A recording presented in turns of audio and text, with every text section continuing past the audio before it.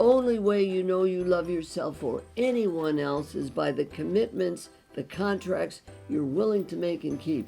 It's true. That's it. That's pretty straightforward.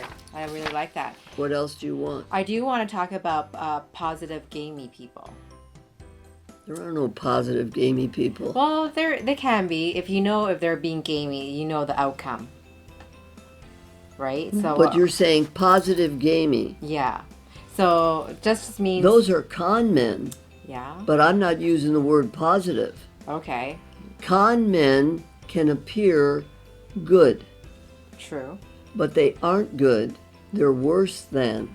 Really? An honest hedonist is an honest criminal. Okay. You see? I do. Remember, gamey people are not negotiating. They're intimidating to get their way, or they're seducing you into feeling guilty if you don't give them your way away to them. Right. Well, that's very true. And when we see that, there's also people like enjoy negative love.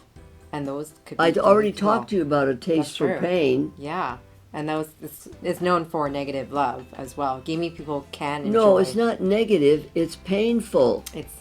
There are people that are addicted to norepinephrine chemistry that is based on pain is honest. These are the people that say, "You love me, you liar. Get out of my life."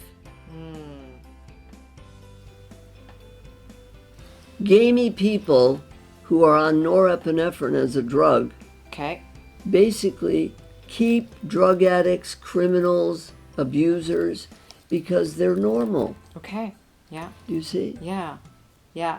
And you're saying the stroke, you have every right. That is a positive You have a right to do that, but I don't like you and I'm going to call the police. You tell them what the price tag is. Right. But they have a right to do it. Even our government in America has a Fifth Amendment. That's true. We're innocent. Do you know what Napoleonic law is? No, please explain it. Napoleonic law is where you're guilty until proven innocent. That's Mexico. Anything Latin, you see? Right. Is based on Napoleonic law. Right. So if an American crosses the line into Mexico and gets sick, right, don't be surprised. We had one of them do that. They charged the family like thousands of dollars to come and get that sick slob. He died. Oh my gosh. But that's Mexico. That's really sad. No, it's not bad in Mexico. I know. They believe in it. I see. Do you see what it is? Yeah, I do. So why do you think people misuse money and sex? Because they produce the most dopamine. Dopamine is an upper. Yes! So is that very... That's chemical addiction. So it's just chemical. So if they're not abusing drugs, they can still abuse it through sex? No, they can abuse it through the chemistry their bodies produce. Right, and that's the cheapest way you were saying. Well, isn't screwing and stealing, aren't those fast? Yeah, they are. Well, what's wrong with that? That's what they're doing. I got it. But they don't have to take medicine. They don't have to take drugs. They're making it in their body. Right, and I remember What's the biggest drug, anesthetic drug? The biggest? It would be norepinephrine or morphine. Sugar. Sugar. Oh, that's true. Sugar. See, in America, we're binging on sugar to such a degree that, for example, I have 4 daughters, 5 grandsons, 3 granddaughters, and 3 great-grandsons. Okay. Because I had 4 kids by 26. Wow. Do you see? Mm-hmm. Well, I wanted out of the house. You see? I wanted to be a nun, but my father beat me up. He was a drunk. My mother was a saint. She said, "You're just like your dad." I said, "No, I'm not." She said, "Yes, you are." I was. I'm sober 48 years. Congratulations. Yes, that's for sure. But I've been married 4 times. It takes time to practice. It does. Do you see? I do. So are you getting it that dopamine is a self-promoted, higher than God Almighty upper? Got it. Serotonin is a tranquilizer. Right. You're supposed to release it during the 90-minute sleep cycles. Right. So sleep deprivation shorts you out on serotonin. Right. And that's what antidepressants go in and upgrade. Mm, Do you see what I mean? I do. But the problem with antidepressants is they have side issues which do damage. Right. Got it? Got it. I do. I know that you did a study, or you have mentioned Yes. about women who had little girls been sexually molested. If you molest a little girl, if you stimulate her, even if you make her, a girl before her first period is so sensitive that if grandpa lusts her, her skin's going to crawl. And when her skin crawls with that lust, Right. she produces too many dopamine receptors in her brain because in jungle law, the Okay. winning tribe kills the men and rapes the girls. I see. So little girls who are sexually turned into sex slaves before their first period produce so many dopamine receptors you can screw them at 8, 6. Do you understand that? Yeah, that's terrible. No, it saves her life. Okay. You see? Mm-hmm. Mm-hmm. So where do these, when you did this study or you did your research, those little girls got molested as a very young girl. Yes. What happened to them as an adult? As an adult, they're sex addicts. They're the ones that get killed and thrown on the freeway because they're horn dogs. Got it. They're literally sex addicts. They make men look stupid, non-sexual. Okay. They go berserk for bad men. Interesting. Mm-hmm. Really interesting. So I tell these girls, do not have intercourse. No penile insertion in mouth, blowjobs, Right.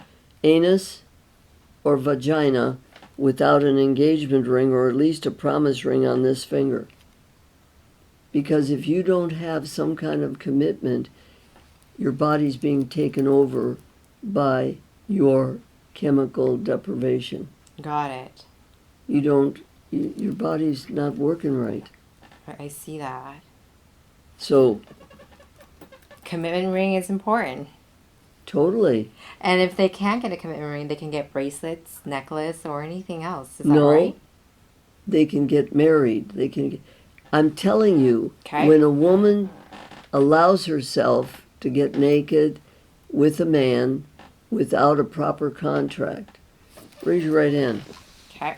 I promise, I promise. on my honor, On my honor. never Never. will I let that magic wand in my body, Never will let that magic wand in my body. anywhere it can get in, Anywhere it can get in. unless I have a commitment from its owner Unless I get a commitment from the owner about monogamy, about monogamy, continuity, continuity, and longevity and goals. longevity's goals. I promise, I promise, on my honor, on my honors, if I let his magic wand into my body if I let his magic wand into my body without a contract, without a contract, I will not complain about the up to 2 years of oxytocin detox I have to go through. I will not complain the detox that I have to go through for 2 years that I have to go through To get over him. to get over him. Because every time you smell him, you marry him. Got that. And he will make sure he will see you within 8 weeks. Got that. Can we be friends? Right. Yes. So it's hard for a lot of women to go through a detox. They don't realize that when they smell, see, oxytocin is an addictive chemical Right. that is produced by smelling the pheromones. Right. That's the exuding chemicals from his body. Okay. Now, if you sit next to him in church Right. for 3 days, you're going to be dreaming and lubricating to him, Hmm. even if you don't know him. Because your body said, I want that, I want that, I want that. Right. His penis, if your chemistry fits somewhat of his mother Right. and somewhat not his mother, Right. and you are chemically attracted to his pheromones because they're somewhat like your dad and Okay. someone not like your dad, Right. you see, I do. you're going to have to detox for 3 days Oh, before gosh. you forget that guy that sat next to you in church. Okay, I see that. Do you understand? I do understand. And that could be really hard. Do you want to talk about high and low libido with men and women? That's genetic. It's genetic? Yes, there are people that are happy having sex once a year. You just got to find somebody that's compatible. Right. So compatible. How early are kids starting to be sexual? How old are I'm they? assuming he's 8 years old or 10? 9. 9? 9? Okay. Mm-hmm. Yeah. Girls are fairly mature by 8, and boys have to take till 10. Okay. Boys need to be respected by their mothers. Okay. Girls have to be cherished by their fathers. Got it. When dad's a girl, he wants to be cherished by his daughter and his wife. And he often is closer to his sons emotionally than the women in his life. Okay. I see that. Do you see what I'm saying? Yeah, I do. So this is where Freud was very smart. He said we're pretty cooked by 3. You go to any preschool, you're going to see the bullies, you're going to see the seducers, Right. and you're going to see the little negotiators. Right. That By goes 3. by 3 years old. Yeah. Wow. Okay, I see. When I work with 3-year-olds, because I do work with 3-year-olds. Right. Okay, I have them draw a picture of a house, Okay. a tree. This is a John C. Buck test. Okay.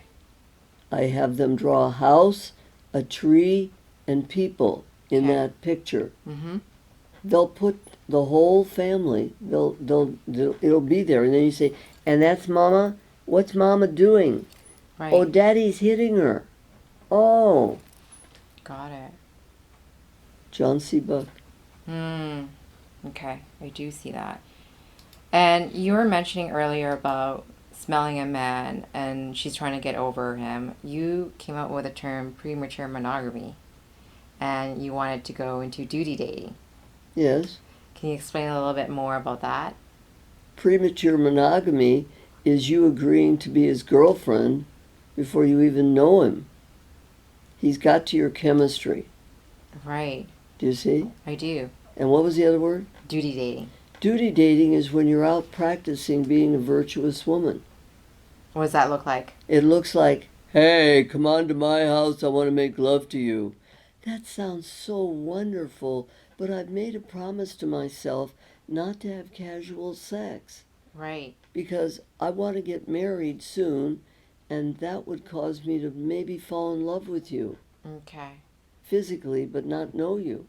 Got it. So, no, I'm not coming to your place, but I'll go to the movies. Right. That's very true.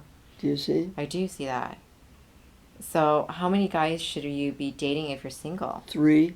Why 3? 3. 1 is overcommitted. Okay. 3 is Friday, Saturday, and Sunday. Okay. And date them each 3 times unless they do something immoral, unethical, or illegal. Okay. 3 men, 3 times each. Okay. And you drop one off and Replace him. replace him.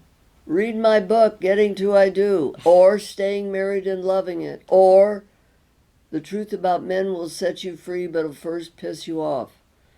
I wrote that with an MIT guy. Did you? He hated my work. A lot of people hate it because it's so structured, It's so structured? Is that what Yeah. it is? so scientific. That's the problem, it's scientific.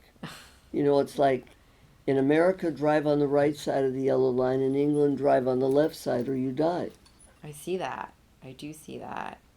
And you were saying earlier about the script, and you have it right in front of you. Those Yes. are the questions that we can Right. go through, right? Yes? Do we have enough time for it? For what? For script. Or for the scripts, yeah. You have script questions. You want to do your questions? Oh, we don't have to do the question. We can get clarification what it looks like. The scripts. It looks like, what's your full name? Who named you? If you're named by your mother and you're a woman, she's pulling you into your physical reign. Got it. If you're named by your dad, Okay. then your dad wants you to be his son. I'm supposed to be my dad's son. Got it. I got a PhD, that's great. But I also learned to sew. At Easter time, I would sew dresses for 4 daughters and myself. Oh, wow. Got it? Yeah, I do. What do you like to be called? Nicknames. Nicknames are not like Patty. Nicknames are cuddle buns or something that has more affection. Anybody that gives you a nickname, even if they call you Dum Dum, it's special. Remember pain and pleasure. Right. You need strokes. What does it mean? Do you like it? Describe yourself as a person. What do you like the most? What do you like the least? Right. Physical, mental, emotional, and spiritual. Describe your father physically.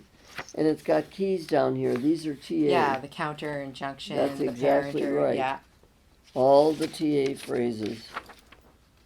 What was his main advice to you? Remember, Freud was right. We women need a comforting man. Right. Men need a reflecting, respectful mother. Got it. Do you see? I do. When mother is a cuddly guy for her son, he's going to end up a girl. When a girl gets a PhD, Right. she's made it to boy, and it cost me a lot of damage. What's the best thing your father ever said to you? What did you feel? What's the worst thing your father ever said to you? When your father was upset, what did he do? Describe your mother. Now, mother is the book by,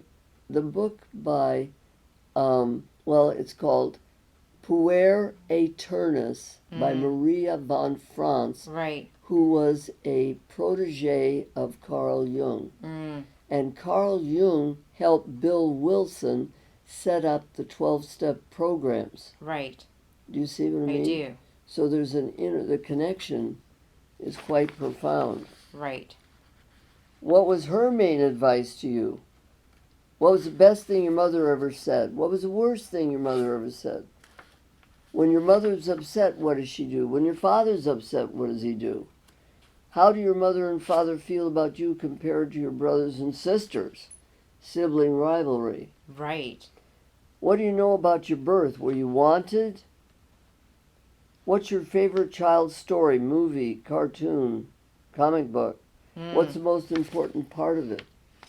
What is it saying to you? Do people really know what kind of a person you are inside? When did you last think about suicide? Interesting. Have you ever thought of hurting or killing someone? How do you think you'll die? How old? If you died accidentally, how will it happen? What's the first thing mom and dad would say when they found out? Do you ever feel that something might be wrong with you? What? I do these scripts on the phone if you call me. I'm doing one immediately after this interview. Describe the feeling you most often have when you feel upset or uncomfortable. What do you do? What do you wish your mother had done differently? Why? What do you wish your dad had done differently and why? Right. If you had a magic wand, what would you change about yourself? Napoleon Hill's book, you can listen on YouTube. It's called Outwitting the Devil. He wrote it the same year, 1938, that he did Think and Grow Rich. But his family was so embarrassed by his spirituality, they hid it in the foundation. Got it. And then the new director gave it to a lady who wrote Rich Dad, Poor Dad, and she very graciously didn't change any words of Napoleon Hill. She just blogged in. So you could tell that she copied Napoleon, but she gave her opinion. Got it. How do you feel that do you ever feel that something might be wrong with you? What? Describe the feeling you most often have when you feel upset or uncomfortable. What do you do? What do you wish your mother had done differently? What do you wish your dad? If you had a magic wand, what would you change? What kind of a person do you want to be? What will you change about yourself to be that kind of person? I sobered up off booze, stopped being a whore, Okay. stopped eating. I eat everything I like and want. I just don't want to do it badly. I don't even, it's normal. I just... Yeah, I see that. See And you what I'm change your saying? life quite a bit. Oh, yeah, right. Around. Okay, so what else do you want to do? So transactional analysis, what is the benefit doing it, having a transactional skills or... Beware of your thoughts, they become words. Right. Transactional analysis is what's words. Right. That's what Eric Berne did. Okay. And I follow Eric Berne exactly. Okay. And that's very true. And If you listen to TV or radio, you're going to hear people saying, talk to your kids, sing to your kids, because the kids are becoming feral. yeah. They are becoming feral, not autistic, feral. If you've ever owned a feral cat, you can feed them, but you can't touch them. Right. Because you must touch kids and talk to them by 3, or they can't do it. The brain locks up. Have you got that? Have you got that out there? I think they got it now. Yeah, because touching is really important. Talking is And important. Yeah. So otherwise... That's why I'm a transactional analyst. I'm also an artist and a pianist. Very true. Do you have any last words, Dr. Pat Allen? I don't have any last words. I just go on talking and talking. Thank you for having me do this, because somebody out there might get something that will turn them on, Right. and they'll get into investigating transactional analysis. Yes. It's an international organization. Yes, Do you see what I mean? I do. I'm part of And it. I- Thank you so much, Dr. Pat Allen. For You're taking welcome. the time to speak with me and sharing your knowledge with us. Did you get something? I did skip What's something. the most important thing you got from me today? I think I got an important about speaking, talking about 4 or 3-year-olds and the strokes. That's really important, even regardless the type of relationship you are in. Pain or pleasure will do. Right. Just no pain, no strokes, you'll die. Yes, I totally agree. Okay? Okay.